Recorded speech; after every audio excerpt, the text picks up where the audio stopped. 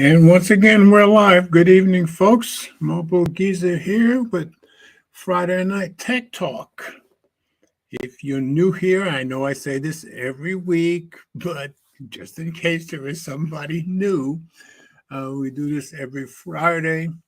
We go over some of the tech stories from the last Friday for the last week. And I try to find what I think might be a big story and or what I think may be an interesting story that you probably haven't read or seen everywhere else or heard of everywhere else. So, um, right now, the only one that I know is here for sure is Eleanor. And she said, "Hi, everyone. Have a great podcast and a great weekend." So, anybody else who's here, you can just type something in the comments to let me know you're here. Last week when Ted and I finished, Ted said he's got some stuff scheduled for this Friday, so I don't think he'll be with us tonight. And of course, I always send the link out to both Mike and Will. Will, if we get Will, that would be a minor miracle. Mike is busy making money with DoorDash. I have a suspicion we're not going to be seeing Michael anymore, but that's just my suspicion. So, tonight's show is likely to be a fairly quick show if it's just me, and that's what it looks like it's going to be. And this is kind of a holiday weekend for us in America. 4th of July is next Tuesday, and Monday is not the official holiday day off. So I think a lot of people did take this weekend as 4th of July weekend. So anybody who's celebrating already for the weekend for the 4th of July, well, happy 4th. And so every week I put the stories up in the show notes on my website. So let me show you where that is. Let me go share screen so you can follow in the show notes what stories we're covering tonight. Okay. And let me take my branding stuff out of the way. All right, so if you go to mobilegeezer.wordpress.com and you click on today's date, you'll just get the show notes for tonight's show. So while I'm here, I pretty much always give you a preview of what we're going to be talking about. So, oh, look at this. Wait, time out. We've got Will here. What's going on, George? This is all. Your timing is great because Ted told me he's probably not going to make it tonight. So I'm really, really glad you made it. Oh man, what's going on, George? Oh, nothing much. How's everything with you? You still working yourself to death? You know, you already know, George. Okay. You know. Oh, I have used the same exact background in the past. Matter of fact, I have it. I have it on my computer. I haven't been on StreamYard in so long. Let me see. Looks great. Give me this site, George. What for the .wordpress.com, and then just click on today's date, and you'll just get the stories just for tonight. I think I got them. Okay. Google Wallet. Yeah, I think I got them. Okay. Yeah. Did you see the two big stories I thought you might be happy about, but I'm not sure about the fold? What? Pixel Fold breaking? Yeah. Yeah, I've been following it. Yeah. Okay. Yeah, I've been following. Well, I put the other story first about the Galaxy S23 Fan Edition only because I like to try to give people a minute to get in here. So, hey, this dog, knock it off. I didn't know you had a dog. Yeah, I got a dog. Got a dog in December. Oh, okay. Cool. What kind of dog you got? So, a Yorkie. Come here. Oh, Can't do much better than that. He's ridiculous, is what he is. He needs attention. Every time he acts up, I'm like, listen, if he run away, my money will just be gone. Because when I come home from work, I'm too tired to chase after him when he's trying to run. I'm sure you find a way, though. Come here. Yeah, my See, kids your problem is you're too loving. That's your problem. Yeah, I guess, George. But what's going on, George? What's new? Nothing new much. No Pixel Fold for you, George? No Pixel Fold to me. I ordered the Moto Z. So I ordered it late, so they haven't even shipped mine yet. Supposedly, I will have it by next Wednesday, which I hope is how it's going to go. But yeah, I didn't get I'm not spending $1,800 on a phone. I'm just not going to do that. I don't blame you. I wouldn't do it anyway, but the fact that it's Google too. Yeah, and I figure with you're not going to, because specifically it's Google.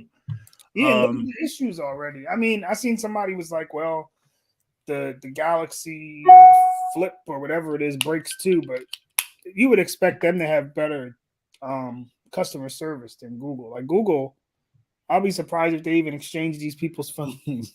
Yeah, Google has gotten a reputation for customer service not being good. I already saw a video while I was at work today because I was sitting in the back, and somebody had said, well, if you have to go to customer service at Google, be prepared for it to be miserable. Yeah, like, Google is, people's power buttons were falling out of their pixels, and Google, exactly. You got to make sure that they're not lying. Yeah, exactly. And that's like, why would anybody lie about that? But all right. So, do you want to go? Do we want to go through the stories, or do we want to start with it? Let's do the stories, George. All right, you want to do the Pixel Fold first, or you want to do the story? So the first story is sweet. Which story is first? Because I'm seeing the Galaxy Fan Edition. That was the first story. You want to do that first, or you want to go straight to the Fold? Whatever you want to do first. Let's do them in the order you got them. It's okay. All right. So we'll start with the Fan Edition. All right. You want to read it, or should I? Yeah, I got it. Let me see. All right, let me pull it up. And let me share screen, and over here, and there we go. Okay, let me know when you're ready. This was on Digital Trends. Yeah, there's a lot of, what's these things called? Advertisements. All right. Yeah, I'm going to read a few to get rid of some of these ads. Okay, whenever you're ready. Dang, hold on. I opened it online. Hold on. I figure out how we do this. Okay. I'm on Chrome. How did you get? Oh, you got an extension? Yeah. I have an extension that has the reader view. All right. A cheaper Galaxy S23 is coming, and this is our first look at it. This is from Digital Trends by somebody. Nadine Sarwar, I believe. Yeah. Samsung is apparently ready to launch a watered-down Galaxy S23 later this year, despite previous rumors that it doesn't exist. Smart Pre has shared alleged renders of the Galaxy S23 Fan Edition, which is reportedly coming out later this year. Notably, Samsung skipped the Fan Edition treatment for the S22 after launching the S21 Fan Edition variant. Instead, the company lowered the asking price of the Galaxy S22 following the launch of the Galaxy S23 last year, keeping the former on the shelf as an entry point to the Galaxy flagship experience. It seems Samsung will keep the design identical to the S23, down to the floating camera lens design, a centrally aligned selfie camera, and slightly bulging sides. The renders show the device in white and black, but given the past history of Fan Edition devices, more colors can be expected. It's great to see that Samsung isn't diluting the flagship aesthetics for its next budget flagship. Now, this is the first time we're hearing about the Galaxy S23 Fan Edition from a credible source, so details about its internal hardware are a tad slim at the moment, and there are some conflicting rumors too. What we do know are the dimensions, and with it a rough idea of the size. As per the leak, the S23 Fan Edition measures 158 by 76.3 by 8.2 millimeters, while the official dimensions of the Galaxy S23 are 146.3 by 70.9 by 7.6 millimeters. So the Galaxy S23 Fan Edition will be wider, taller, as well as thicker. That's somewhat of a disappointment, as the vanilla Galaxy S23 is a joy to use. The Fan Edition leak is not good news for fans of compact phones, but hopefully the added dimensions will help the S23 Fan Edition with better heat dissipation at demanding tasks. Samsung could very well go with Qualcomm's Snapdragon 8 Plus Gen 1 chip to save costs on silicone, while the mainline S23 series relies on a slightly binned version of the Qualcomm Snapdragon 8 Gen 2. But we are also hearing some chatter about Samsung using the in-house Exynos 2200 chip for the Fan Edition. Now that Samsung has signed a multi-year agreement with Qualcomm for powering its flagship phones, there's definitely a cache of high-end Exynos chips in the inventory, and the Fan Edition offers just the right opportunity to deploy it. We could also get an upgraded 50-megapixel main camera on the S23 Fan Edition, alongside a 4,500 milliamp battery and 120 hertz OLED display. The S23 Fan Edition will likely be priced in the $600 to $700 bracket to compete against the likes of the Google Pixel 7 and might hit the shelves in the coming months. So we can only hope. Although I personally don't think, even though they have this new contract with Qualcomm for the Exynos, I don't think they'll use the Exynos because the S21 Fan Edition was so popular. I'm thinking you're going to stick with what works. That's my guess. That's what you would think, but Yeah. I mean, if it was Google, I would say, okay, they're probably going to screw it up. But it's not Google, it's Samsung, So,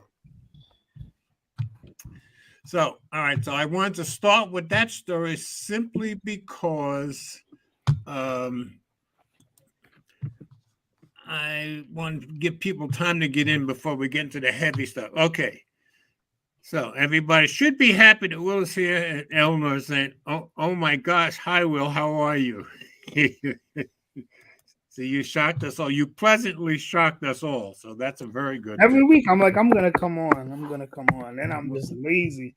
Well, I'll just watch. I'll usually just watch, or I'll watch.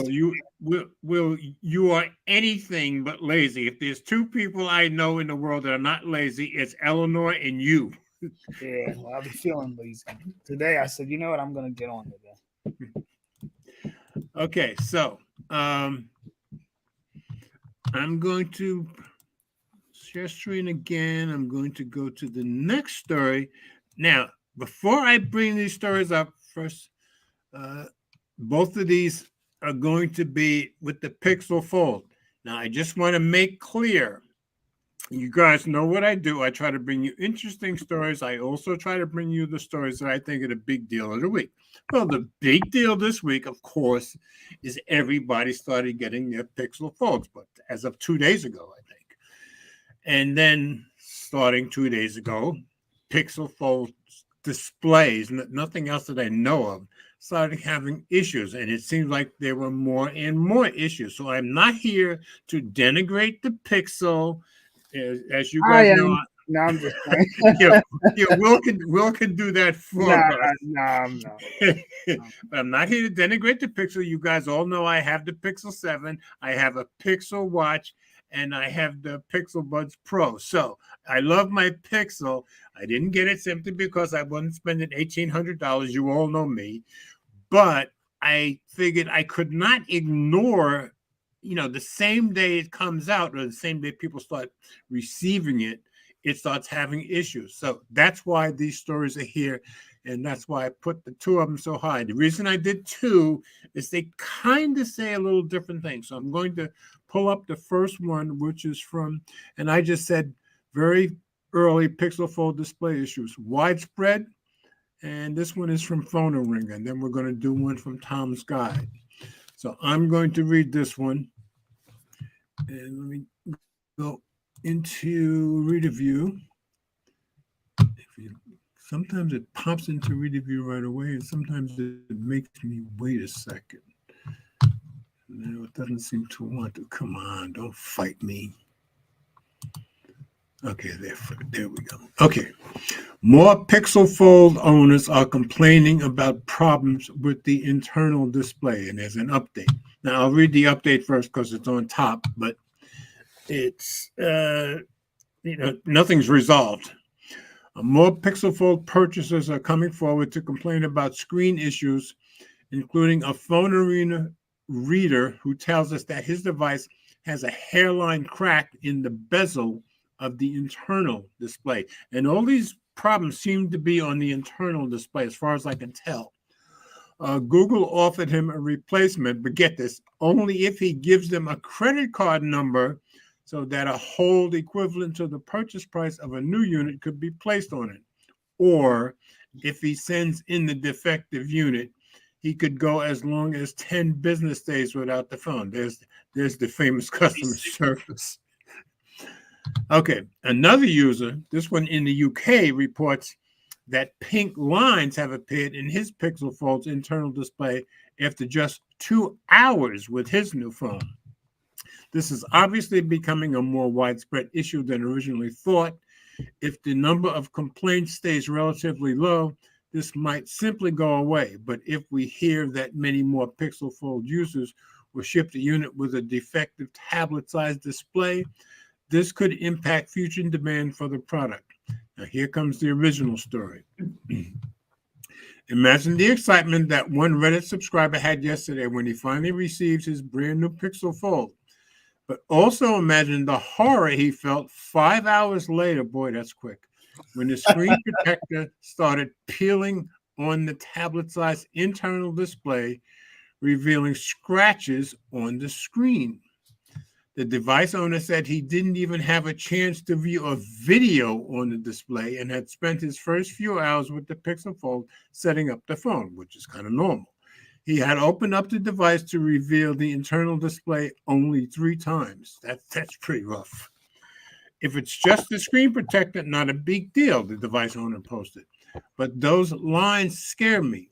Open the case with Google today. They said it's going to take 24 to 48 hours to get back to me. Later on in the day, after talking to Google, the Reddit subscriber said, Google Rec asked me to remove the screen protector and send them the photos. Yeah, because when you normally, I've seen some other unboxings, one of the first things you see is do not remove the screen protector. So they must think it's pretty serious to ask them to do that and send them the photos. After removing it carefully, it looks like the laminate on the screen is lifting in the middle. And and this is scarier to me, there are spiderweb cracks going out from the middle. Looks like I just got a defective display. It should be noted that Samsung supplied displays to Google, and while one defective display is a rounding error and not significant, well, it is important to the guy who shelled out at least $1,800 for his phone. It is also important for other Pixel Fold owners to see they can look for flaws on their own units. The Pixel Fold display features it's supposed to be ultra thin glass with a protective covering on top. What happened to this gentleman's Pixel Fold display takes us back to just before the OG Galaxy Fold was supposed to be released in April 2019, when several influencers started peeling the plastic protectant off the lyrics they received from Samsung. Yeah, even MKBHD did that. I remember that. But that was with Samsung. But part of that was people peeling off the protective layer when it told them not to. What they discovered back then was they didn't make that stand out enough when you first opened the phone. Here, I guess Google did that. The spider warning that Samsung included with the phones that mentioned how the protective layer should not be removed anyway. Many did anyway. After a longer than 5-month delay, the phone was finally released in September 2019. That's right, because these are people who have gotten the early phones. To reiterate, one defective screen, and that's why I went to another story, is no reason for alarm. And indeed, Google seems to be right on top of the problem at this point. Still, considering how many Pixel models have shipped with some type of issue, this is something that Pixel Fold owners should be looking out for. Okay, so I'm going to get rid of that story. You want to read the next story of this? Which one's the next one that you want to The one on Tom's guide, right behind this one. This one. Okay. Okay. All right. All right. I pulled it up, and this just gives more instances. So this thing is seemingly maybe more widespread than people thought at first. So we'll see. Okay, whenever you're ready. All right. More Google Pixel Folds breaking just after days of use. What's going on? The Google Pixel Fold users are reporting more display problems. All right. We're learning that the Google Pixel Fold, while being in users' hands for less than 3 days, is suffering from various types of display damage thanks to user reports from Reddit. We already had one broken screen report from a reviewer a couple of days ago, but now that the Pixel Fold has started shipping to regular consumers, a lot more complaints are appearing online. To be clear, we have not experienced any of the below issues with our review unit, but there are enough incidents being reported now that there is cause for concern. We have included a brief comment from Google below, and we are following up to get more information. You can see the dents in the screen. You can see what he's talking about right here. These faults vary in type and severity. One user named CP whatever has CP Holter, as far as I can tell. Yeah, whatever. Has complained of small dents in the inner display between the edge of the screen protector and the bezel. This is an area where raw inside screen is exposed, so damage here could lead to more problems, as we saw with the earlier damage report. A report from Crazy Mojo 83 has noted a peeling screen protector on their Pixel Fold, lifting off down the length of the display crease, and what appears to be internal scratching on one half of the display. The user claims they've only opened the phone 3 times, which is certainly not a lot of use to generate such dramatic looking damage. And you see that here. You can see a little bit of it here anyway. Okay. A third user, Marcus R. UK, has reported a pink line running horizontally across the inside display of the Pixel Fold. It initially only flashed this line across the screen while in use, but soon after it became fixed in place. Resetting the phone apparently didn't fix the issue. Again, our own Pixel review unit hasn't suffered from any problems with its display or any other part of it. If that changes, we'll be sure to let you know. So Google responds. The Verge got a statement from Google on the matter, although it didn't say much. Spokesperson Alex Morricone something is quoted as saying, "We recommend anyone having an issue reach out to support to investigate," which is certainly good advice, though something we'd imagine most users with faulty Google Pixel Folds will already have done. We reached out to Google for additional comment about the Pixel Fold screen issues, and we'll update this report if we hear back. Phone makers put effort into making their foldables both flexible and durable, but they still can't match standard smartphones for toughness or water and dust resistance.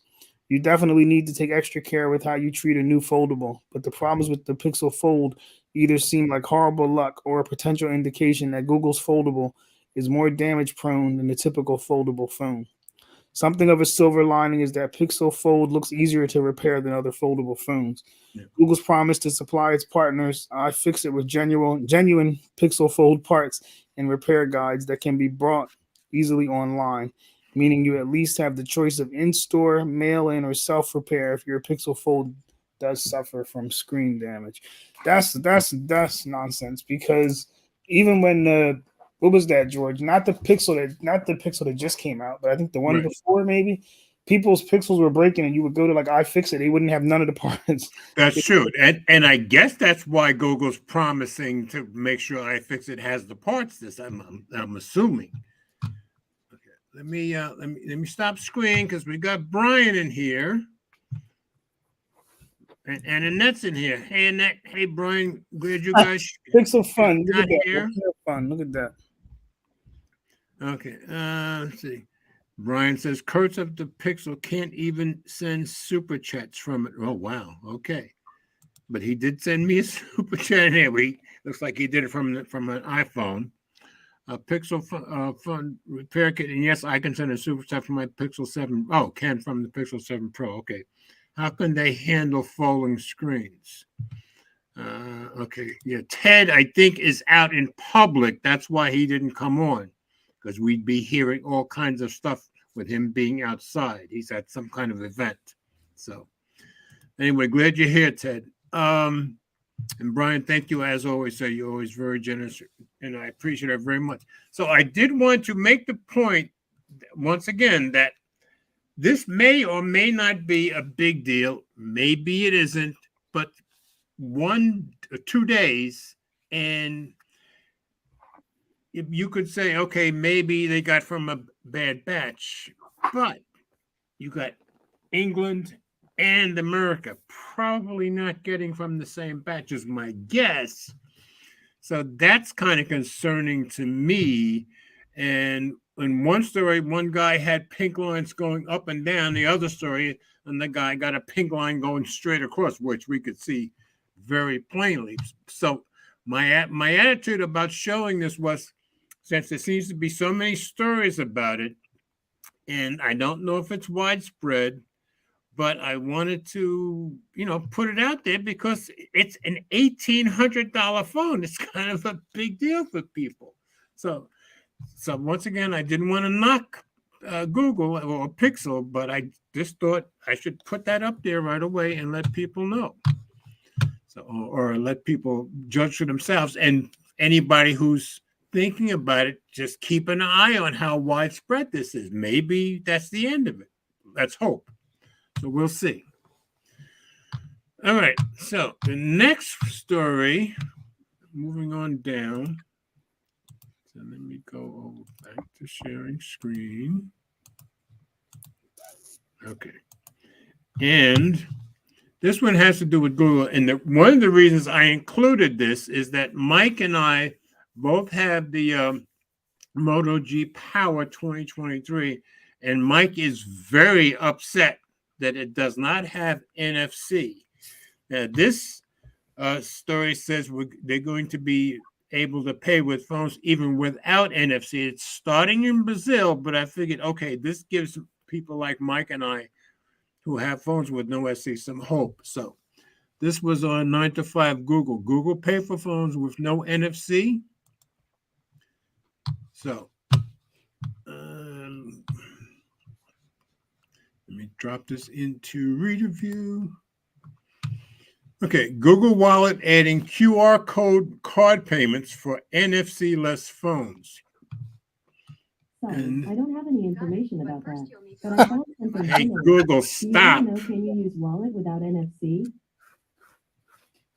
Okay, I shouldn't have said the G word, I guess. Okay, Wallet is expanding beyond NFC with support for credit card or debit card payments through QR codes in Brazil. Like I said, it's starting in Brazil, but hopefully it'll spread. Google is making it so that Android devices. On the website 9to5google.com, they Good say job, Google. Wallet is expanding beyond NFC with support Hey, for Google, credit or stop. debit card payments through QR codes in Brazil. Thank you. Okay, that's what usually Come on, happens. Google, do it one more time. This usually happens more to Ted than me. Okay. In a gift shared today, the payment terminal displays a QR code that you can scan with the Google Wallet app. Details of the transaction, including the price, then appear with the ability to pick a different card. Tapping Pay Now brings up a fingerprint prompt, with the last step being confirmation details. Now, that may seem like a bunch of steps to go through, but keep in mind, you're doing this with phones with no NFC at all, so pretty good, I think. This is aimed at countries like Brazil, where a significant portion of smartphones do not have NFC for contactless payments. The company is aiming to bring the safety and ease of Google Wallet's digital payments to more people. The feature was announced at the 5th Google for Brazil event, didn't even know about that, wherein the company also opened a second office in Sao Paulo. I think it must be Sao Paulo. That will be the primary location for the Google Cloud team and for our growing engineering footprint. Yeah, they have a big presence in Brazil. Our product launches include the ability to enable real-time riverine flood alerts on Android. This is an update of the flood forecasting tool that we launched last year, which uses AI and data from the Geological Service of Brazil to warn communities of floods in their area. That's good. in Google Maps, indoor live view is coming to Guru Holes, best I can do, airport, the busiest flight transportation hub in Latin America. Meanwhile, immersive view is now available for landmarks in Sao Paulo, Rio de Janeiro, Brasilia, and Fortaleza. So I just thought that might give some hope to Mike and people like me also who also have phones that don't have NFC payments. So if this works out in Brazil, I'm going to guess it'll be coming to America. So Mike, hold on. Maybe there's hope. So let me stop screen. Okay.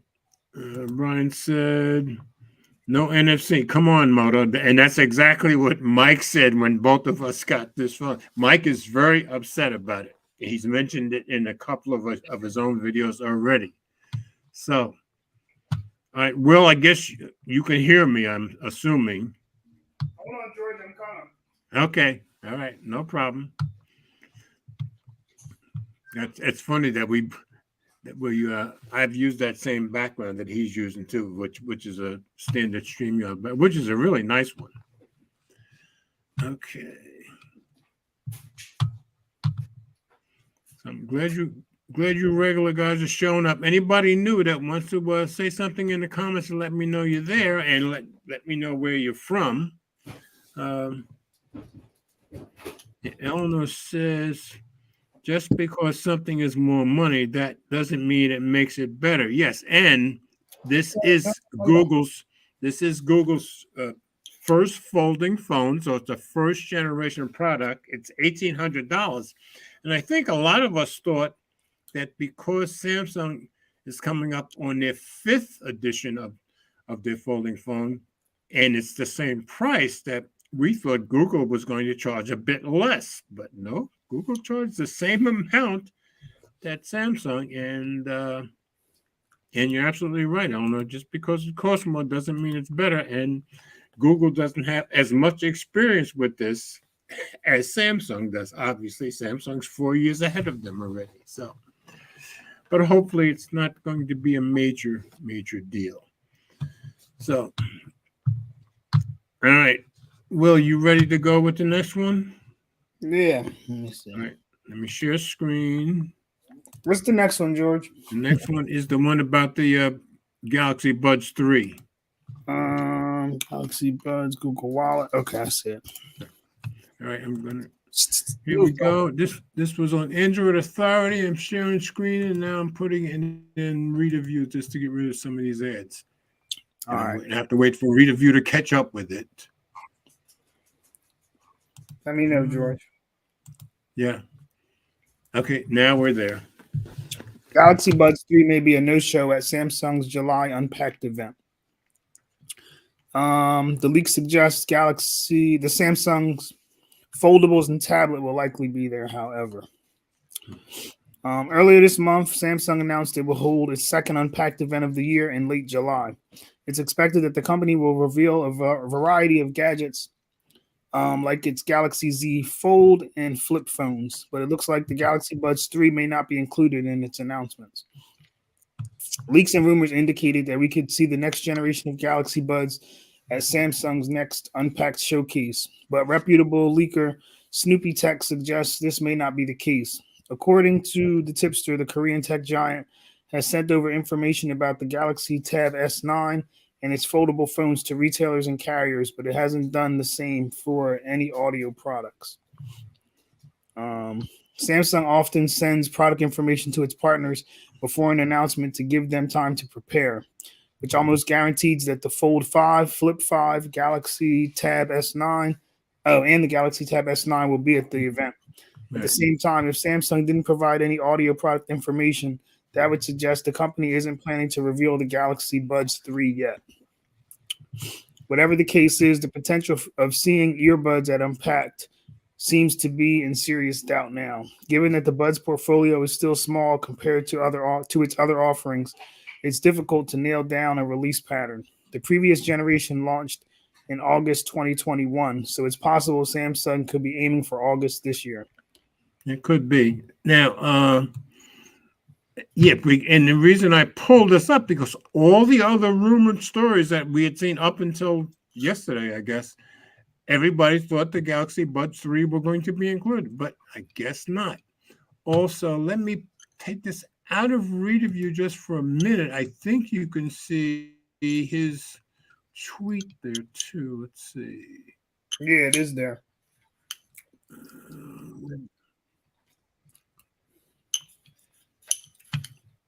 It's not showing. Oh, here it is. Yeah, Samsung sent out information about upcoming tech tablets, Tab S9, and foldable smartphones, Z5 to retailers and carriers, but not about upcoming audio products. So, yeah, that really does sound like we're not going to be seeing it. So, and of course, I'm wearing my original Buds 2 in my favorite that I wear on my bike rides all the time on my Buds 2 Pro. So the Samsung Buds are my favorites. Although I have to say, since I've gotten the OnePlus Nord earbuds, I really like those a lot too. They're pretty cool, especially for a bit of a cheaper price. So anyway, just wanted to make sure we got that story in there. All right, so now I'm going to go down to the next story, and this is one of those stories. My guess is you're not going to see it everywhere, and this is where I try to give you some information that you probably won't get from somebody else. So I just thought this was interesting. The biggest publisher in this country is suing Google. So publishing giant Gannett sues Google, claiming deceptive monopoly. Once again, it's on Android Authority. So I will read this one. Read review. Hopefully it'll pop up. It's funny how sometimes it pops in right away and other times it takes a minute. I don't always George, you're using Chrome, why. right? Yes, I am. Oh, no. Today I'm not. What happened was about 2 months ago, I had to start using what do you call it?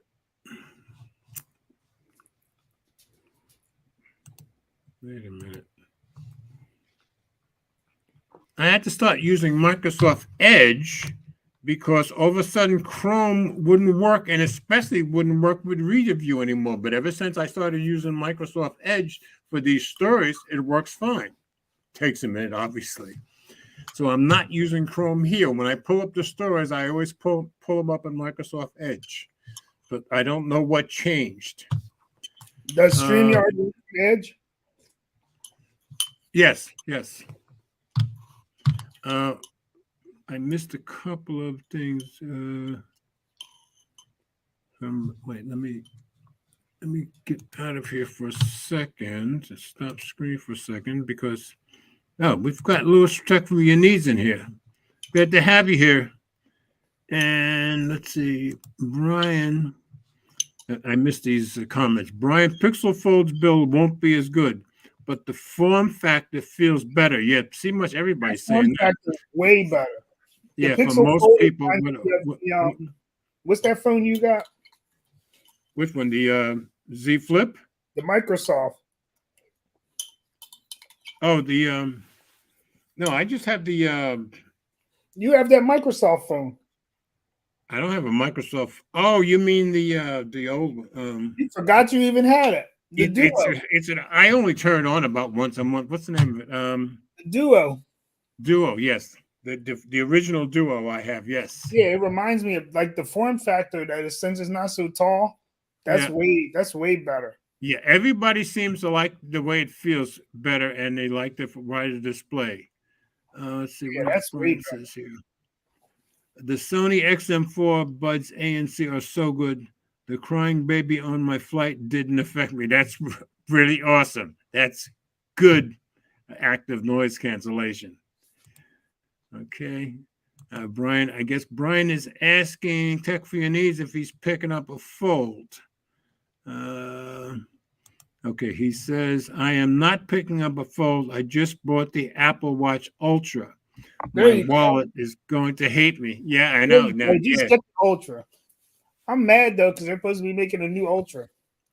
Yeah, and that's my last story coming up I'm after mad this about that. story. Like, what could they actually make better on it? But whatever. Well, when they come up with the new Ultra, because of how much you've loved it from the beginning, I may get the original. We'll see. I just got the M2 MacBook Air. Okay. Yeah, I see. My other one. I have the M1 MacBook Air. You know what? Only reason I got rid of it was because I don't know if you remember. I had broke my screen.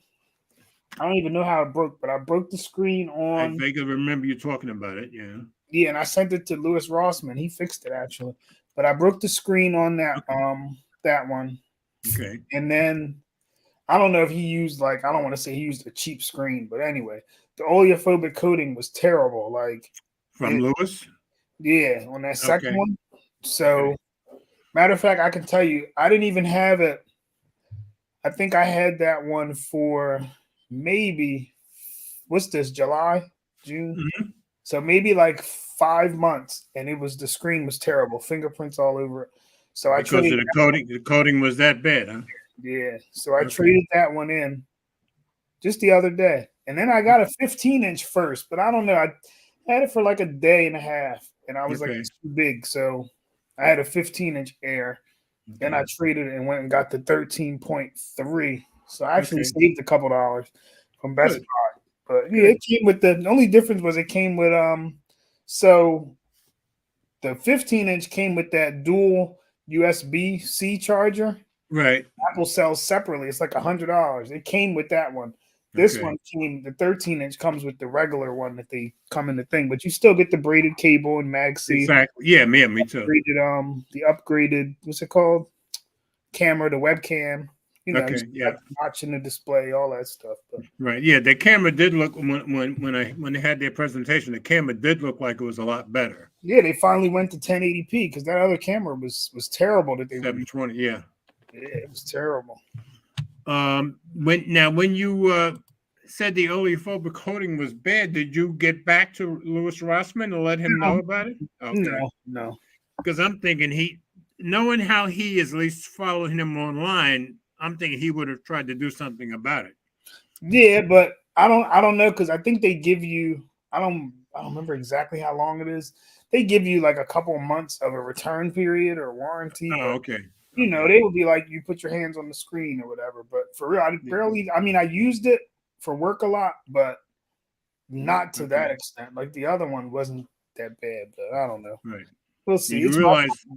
I should have put a screen protector on it when I got it back, but I didn't. So that's where you and I don't use a screen protector on anything, but then I really don't have to use a screen protector on anything because I'm such a fanatic about taking care of everything. You do realize that going forward, if you contact Louis, when you used him, he was still in New York. Now he's moved to Texas in the last couple of months. Oh, he moved his. Oh, okay. See, I won't be using him anymore. See, he's still great, I think. But no, I'm saying only reason I used him was because my Apple Care had expired. Okay. And I didn't want to pay Apple; would have been ridiculous. So that's right, because you always get the Apple Care. Honestly, he really wasn't that much cheaper either, but faster. His turnaround time was quicker. As far as I know, he's got 6 people I think working for him. Yeah, his turnaround time was quicker. So anyway, so I'm thinking he moved to Texas because if you follow his channel, probably was cheaper. He just got sick to death of New York taxes and all the BS. And when he talks about the prices of these tiny little storefronts in New York, it's really unbelievable, $4,000 a month and all kinds of crap. Let's see. And Ryan says, "Yeah, I know the feeling. Tech is too expensive." In response to Louis talking about not picking up the Fold, and I'm not picking up the Fold for the same reason because I just can't afford everything. And I'm pretty excited about the Moto Razr. So when that comes, and it'll be, I traded the Flip 4, but I'll be able to make a video or two of the two together before I send it in. So Anyway, let me bring up the next story. And this one is on Android Authority again. And let me share screen. So glad you're with me tonight, dude. Okay. All right. The U.S.'s largest news publisher sues Google over alleged digital ad monopoly. Gannett accuses Google of unfairly controlling and manipulating all sides of each online advertising transaction. And where do you hear how much Google controls? Because they control a lot. Okay, let me go to reader view. In a battle of the giants, the largest news publisher in the U.S. has filed a lawsuit against one of the largest tech companies in the country. The latest suit in a string of lawsuits against Google and its parent company, Alphabet, revolves around Google's advertising technology. Earlier today, Gannett CEO and chairman Mike Reed announced on USA Today, which is owned by Gannett, that his company has filed a lawsuit in federal court against Google. The news publisher claims that Google monopolizes advertising technology markets and participates in deceptive commercial practices. Now, I don't know how much deceptive they do, but they do pretty much own the market. You'll see that in a minute. Google's advertising partly relies on real-time ad sales that happen between the moment you click on a story and the time it takes for the page to load. Those sales are made through a publisher ad server and ad exchange.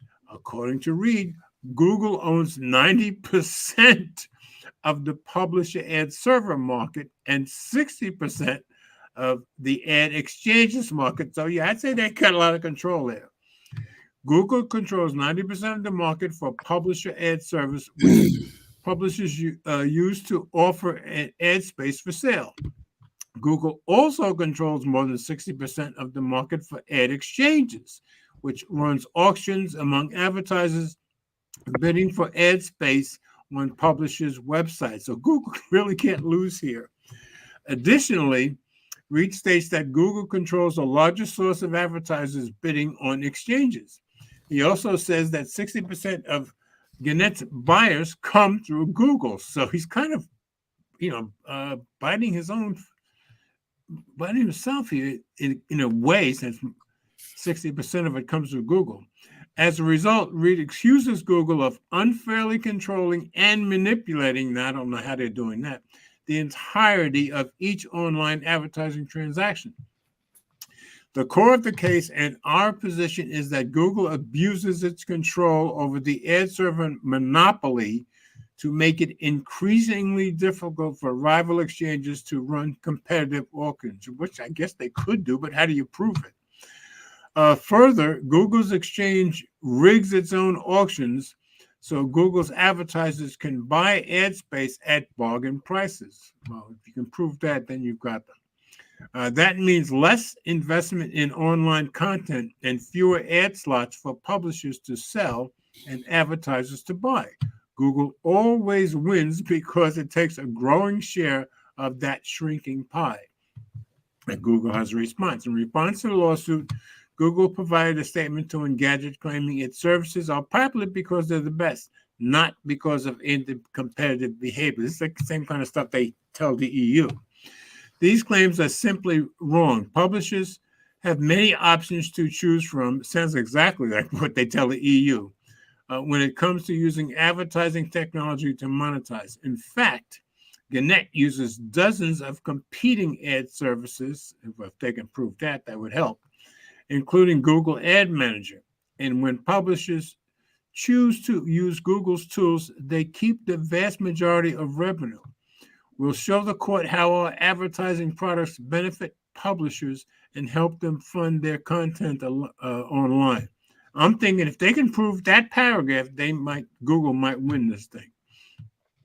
Recently, Google has also faced scrutiny over its ad tech from the EU's competition authority. You're right, they've been after them for a while. The lawsuit would require Google to sell some of its ad tech services, which is probably what Gannett would want them to do too. Google acquired DoubleClick in 2007, didn't know that, and turned it into its ad server and exchange. In 2011, the company also acquired AdMeld, didn't know that either, to further improve its advertising infrastructure. So this is why they control so much of it. So it should be interesting to see how this case comes out, especially if it comes out different in Europe than it does in America. So just thought that was a very interesting story to bring up. All right, let me go back and stop screen for a minute. Brian says, what is your battery health on your phone? Oh, well, are you at 90? Very good, Will. How old is your phone? I forgot how old your phone is. About a year. Okay. Not quite a year because it was September. I got a little bit. Okay. Yeah, I'm thinking I may or may not go from the iPhone 14 to the 15 because of the price. But after I get this Moto, I'm thinking I won't be spending any money for a couple of months. I don't think. If not, maybe I. Moto, what the Edge Plus? Oh, I have the. Right now, I just have the Moto G Power. Oh, I had the Edge Plus from 2022, but Ted still got that one. I'm waiting for him to send it back. But when I get that back, and when I get the Moto Z, I'll be able to send both to a screen, just like you can with the Samsung DeX. So, and Moto Z will be the only flip phone that can do that. So I'm kind of looking forward to that. So hopefully I'll have it by next week, by next broadcast. So one more story left. It's fitting that you should do this story, I guess. Yeah. Let me know when you're ready, Joe. Okay. All right. We are ready. And right. Wait, let me get it over to Read-A-View. Okay, we're good. All right. This from wait a minute. Wait, I hit the wrong button. Let me go here. Now let me go to Read-A-View. Sorry about that. Okay, now we're ready. All right. Second gen Apple Watch Ultra coming this fall. New big iMac in early development with larger than 30-inch screen. Actually, I got that band right there, that white band. I just got it. Oh, okay, very good. You like it? Yeah, same as the other one. It's just white. Okay. Their bands are so expensive though. It's $100. Wow. Yeah. In his Bloomberg Power On newsletter, Mark Gurman reported today on Apple's upcoming product roadmap. Alongside the iPhone 15 lineup this fall, customers can expect the launch of an Apple Watch Series 9 and a second-gen Apple Watch Ultra. More updates to the Mac lineup, like the M3 MacBook and MacBook Pro devices, are not expected until later this year or early 2024. Notably, Gurman reports new iMacs with 24-inch screens are in the works.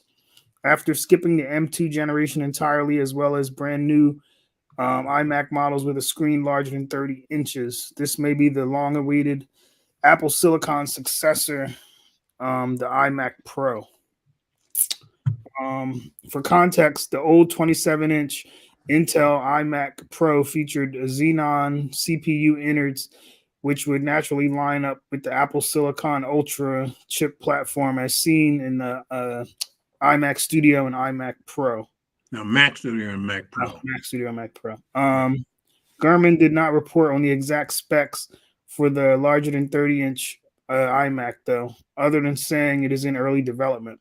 That means we do not yet know if it includes an M3 chip, an M3 Pro, or M3 Ultra chip, or something else altogether.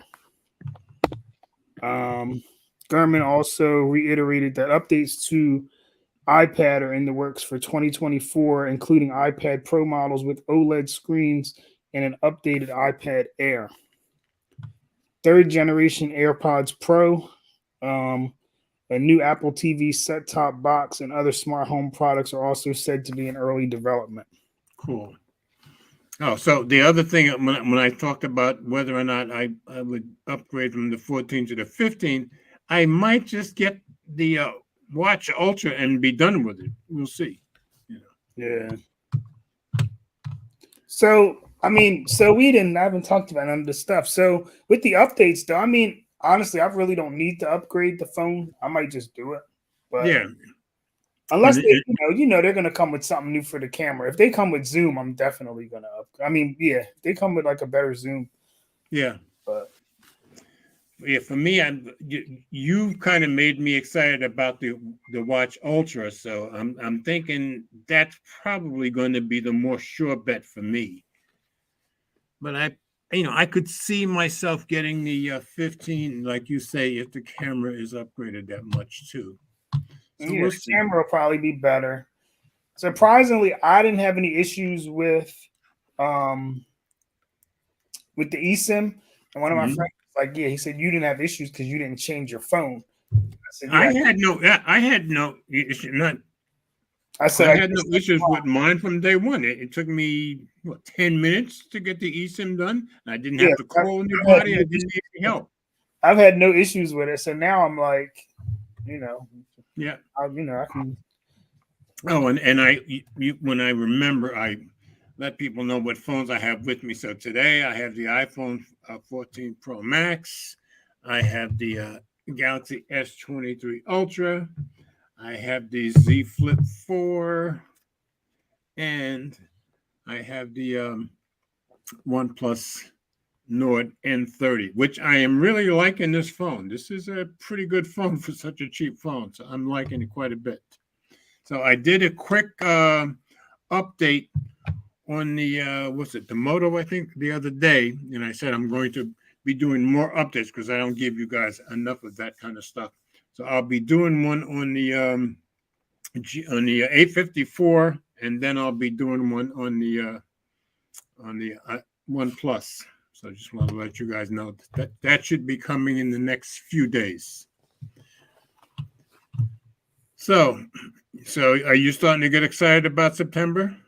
Not really the phone. I want the software stuff. Like I like the it's long overdue, but like swiping to be able to, and I'm guessing, I forget, I'm guessing it's a swipe to the right because swiping to the left gives you the time. So you probably swipe to the right to reply. But either way, I like Okay. being able to swipe to, on the iMessage, swipe to reply. Right. Some of the other stuff was pretty good, but Okay. I don't know. I'm good. I'm good right now. Like I got the AirPods. I guess if they come out with new ones, I'll probably get them. Got the AirPods. I don't really see a reason to upgrade my watch unless they really do something different. Right. Right. Yeah. Um, I'll probably go for the watch first, phone second, because my watch is still the SE, the second generation SE. yeah. Which, and like you say, with the updates, I haven't had any reason, but you've kind of made me a little excited about the Ultra. And since a new I Ultra is mean, coming out, maybe I'll get the original. the battery is really good. The Right. screen is nice because it's bigger. Right. And I And don't know. I like that size. For me, like at work, I would hit my watch on everything. Right. And now I still hit it on stuff, but I don't worry about it now because it's titanium. Okay. Yeah. That makes perfect sense. Oh, I'm wearing my Tick And then watch. the screen is flat. The screen is I'm flat. I'm wearing my Tick watch today. So, Yeah, that's and the what I paired that with was the Z Flip 4, but I'll be pairing it with the Moto when it gets here. So, Now wait. Here's my question. go As I ahead. forget, when you switch phones, because you got a lot of phones, Right. how do you unpair the watch? Like Now if you have to, you have to well, erase the whole watch, right? you have to unpair and then redo the whole thing on the new phone. But That's uh, last week, that's a was it? headache. Yeah, but last week I think I saw an article, or I think I saw an article where Google's going to be changing that, where you don't have to. Is it Google or Samsung? One of them is changing it so you don't have to start from scratch every time. that you can just go straight to another phone without unpairing, and so that should be good. But I forgot whether it was Samsung or Google though. But I saw the article. But you know me, I read so many articles. Yeah. Yeah. Brian said they need scheduled iMessage. Oh, you can't schedule iMessage at Nah, all? you can't schedule, and that would be nice if you could. Yeah, that would be very nice. Yeah. If you could schedule, yeah, they should add that. Yeah. Maybe in 3 more years. And who knows? Well, I mean, they're getting better at adding things the last couple of I years, was don't you talking to think? Mike about this the other day, and Yeah. I was telling him, I said, because we always go back and forth. Right. The problem is like, because he was saying that Android is like Apple is starting to not starting to take over, and they're already winning in the US. But anyway, he was just saying like a lot of people are going to iPhone. I think Mike I think he makes too much of it. I don't think it's that big a deal. Yes, Apple does dominate United States, but Samsung dominates in the rest of the world. I think, well, yeah, but he's here, so you figure he's looking at it from here. But I just think that the problem was when iPhone came out, they kind of did more things right. Like Android was still growing. I agree. They had a lot of lousy phones, and the RAM was an issue. There was a lot of issues. And since my first couple of phones were Samsungs, and my first iPhone was the 6 Plus, and I was amazed at the camera. That was the first thing that amazed me. Now, I have to say, when I got the iPhone 14 Pro Max, I expected to be amazed by the camera, which I was, and it was the best camera I had until the S23 came out. To me, the S23 tops any phone I've ever had. Camera, everything. So I was telling him that I think that, the people who started on iPhone in 2007 or whatever, right? Yeah. There was no reason for them to ever switch. Yeah. It's going to be hard to get those people to switch, if ever. And probably most of them would never switch. And then you figured in iMessage came along 4 years later, and Android still had no. That just locked them in that much more. Yeah, I think that was the the kind of the ruin. That was the last nail in the coffin. Yeah, like now why would you switch? Exactly. There's no reason for you. Exactly. And until people start using Google Messages and realize how much better it's gotten, and I don't think it's going to happen. Oh, you know what? I was telling what was me and Mike talking about? Oh, that's what I'm looking forward to. So I don't know if you've seen George. So like, let's say me and you are messaging on iMessage, and then we message Mike on an Android phone. We'll still be able to use the features of iMessage, even though Mike is in the message without it. I saw an article about it somewhere. That's nice. Yeah, that's very nice. The people are mad though, because they're like, Apple basically is still avoiding the problem. Like they're not adding RCS. They're just because for Apple, it's not a problem. It's a problem for Google. Yeah, they're making it less of a problem for iPhone people, because now if I send the video in that message with me, you, and Mike. You'll get the video good. Mike will get an ugly, distorted video. Right. You know what I mean? Like they're kind of. Yeah, so I mean, all Apple did was give people more reason to stay with them now. Yeah, yeah, they're giving you more reason not to. Yeah, exactly, not to switch. And Brian said it has to be a Samsung, which is upgrading the watch, where you don't have to completely start over again. And so it must be the Samsung, but. I'm looking forward to it. And my favorite, even though I like this TicWatch, my favorite watch that I still have right now is still my Galaxy Watch 5. I'm thinking I probably won't get the Galaxy Watch 6, although they are going back to the rotating bezel, which I loved. But I gave my 4 to Eleanor, so she has the rotating bezel now. So. Yeah, but I mean, I'm looking forward to the update. Yeah. And now I got the computer now. This computer it's the same, same software and all that, but camera's better. Good. The body looks better because this one isn't beat up. Yeah, Brian says bring back the rotating. The rotating bezel was something we all just loved. I haven't talked to Eleanor much about it, but I think she loves it too. Because once George, you get used to it, you're spoiled. I haven't talked to you since they came out with their headset. What do you think, George? Who? That Apple headset that's coming. Oh, I suspect it's going to be more of a business user. I don't think it's ever going to be for the average person. I think that people are going to buy it. Oh wait, let's talk about this now. Okay, I think people are going to buy it who can't afford it. Who can afford it, which is going to be a very small number of people. No. I said who can't. Who can't. Okay. They're going to put it on their Apple card. You card. think they're going to put it on buying a month to month? Yeah, they're going to put it on their Apple card. Okay. And they're just going to leave it in their living room. And, And which is kind of a waste of money, don't you think? It is, but people are going to get it just because they're going to want to have the latest Apple product. Yeah, it's another Apple status thing. I'll give you that. That's for sure. It's pretty cool because if you think of it, it's kind of like what it reminds me of is sort of like what Google Glass was a little bit. See, like, I have this, so my Roku Max. What are they? Smart glasses? It gives me AR. It gives me AR. It's not going to give me any VR. But it does let me watch AR. And I've been meaning to do an update because I couldn't figure out how to get it to work on my computer at home. Well, now I have figured that out, so I need to do an update to let them know that. The problem is it's very difficult to wear these and show your users what you're seeing. I've seen TK Bay and one other girl where they held the glasses on the inside to the camera. You can't really show them what you're seeing.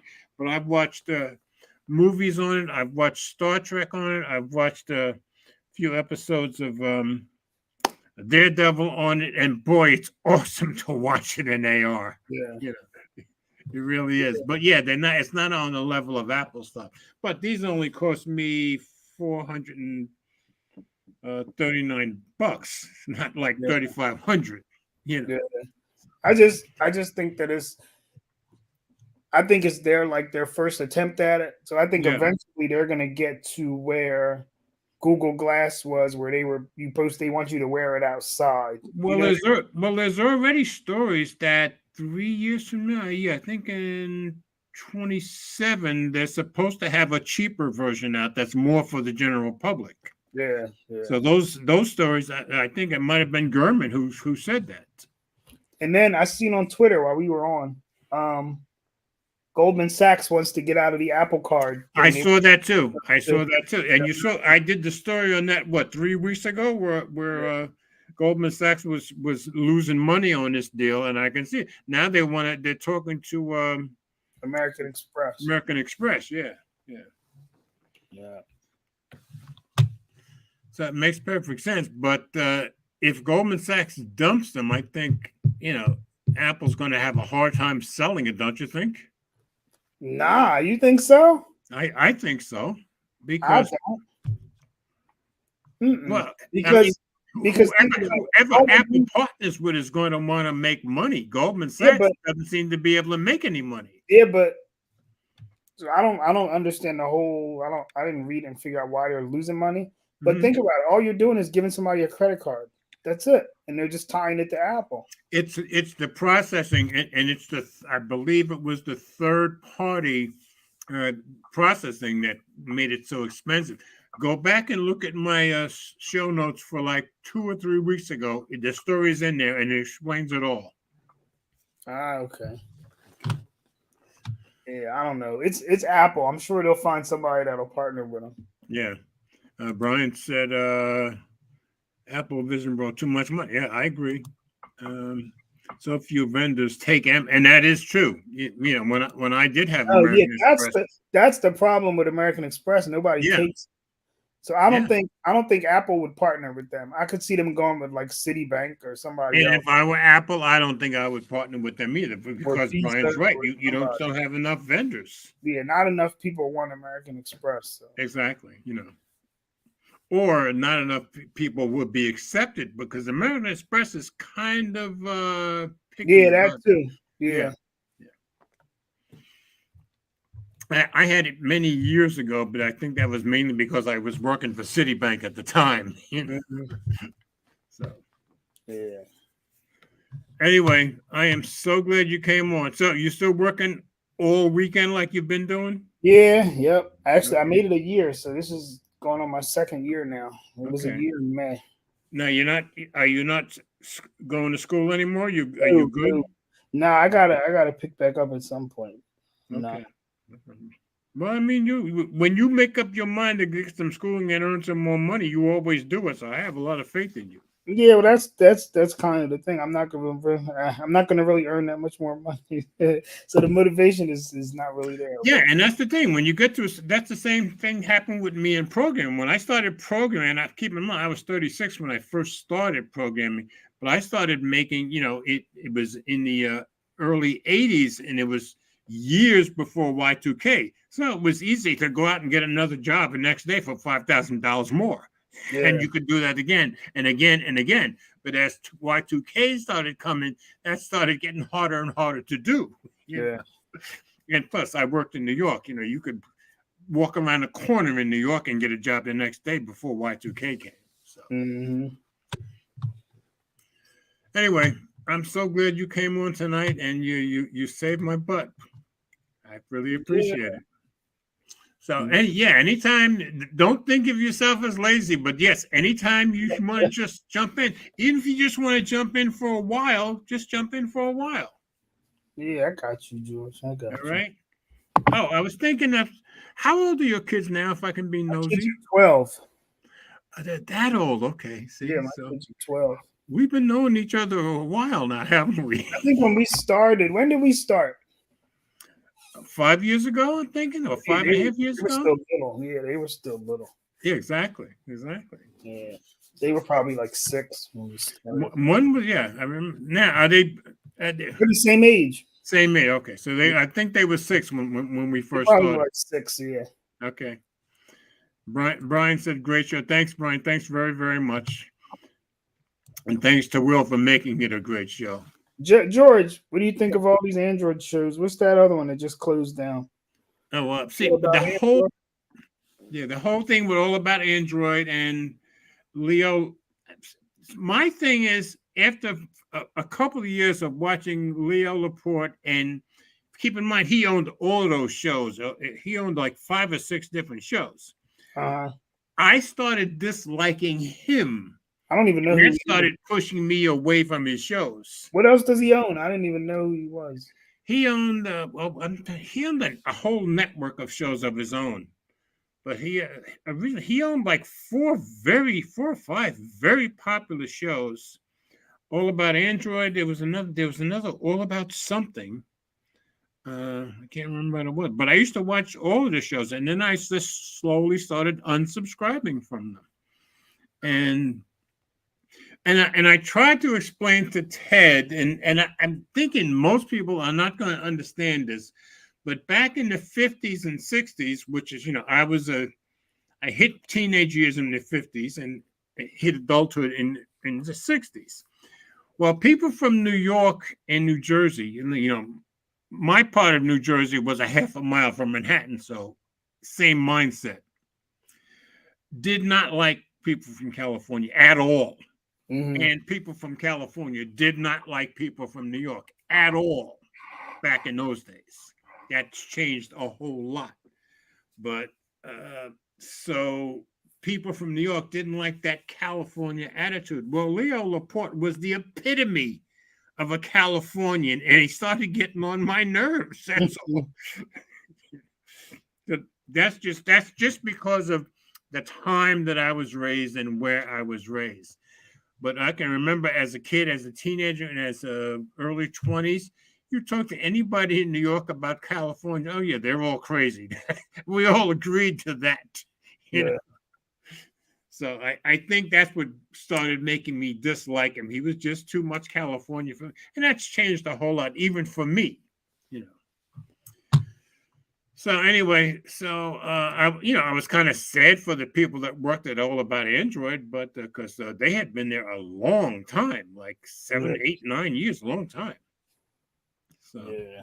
I think, what do I listen to now? I still listen to Android Central. I still listen to Android Central. I listen to Android Central mainly because of Jerry, but the lady Shruti who runs it now, she's grown on me. I think she's gotten better at it. She's pretty good. I listen to that one. And what is this one called? Android Police. I listen to them. There's not really a lot of Android podcasts. Yeah, I used to listen to Android Police, but you know me, if there's a lot of swearing, I'm probably going to stop listening. Yeah. And I stopped listening because there's a lot of swearing. You know. That Android Central just isn't. To me, they're not consistent enough. They used to be real consistent. Every day, you knew a podcast was coming. But I think it's better since she's been the boss, don't you think? Yeah, she's a little better. Yeah.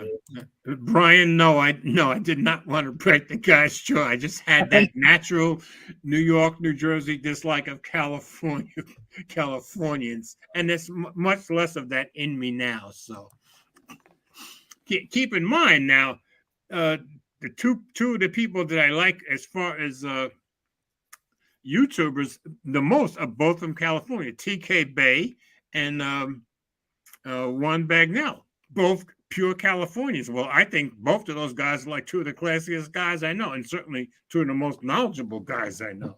So things have changed a bit. So no, I did not want to break the guy's jaw. You sound like Renz now, Brian.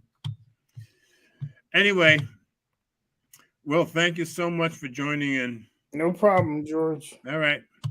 So I hope we see you soon, and I hope all of you come back next Friday, and hopefully I'll have my Moto. I hope I have my Moto in my hand by then. We'll see how that goes.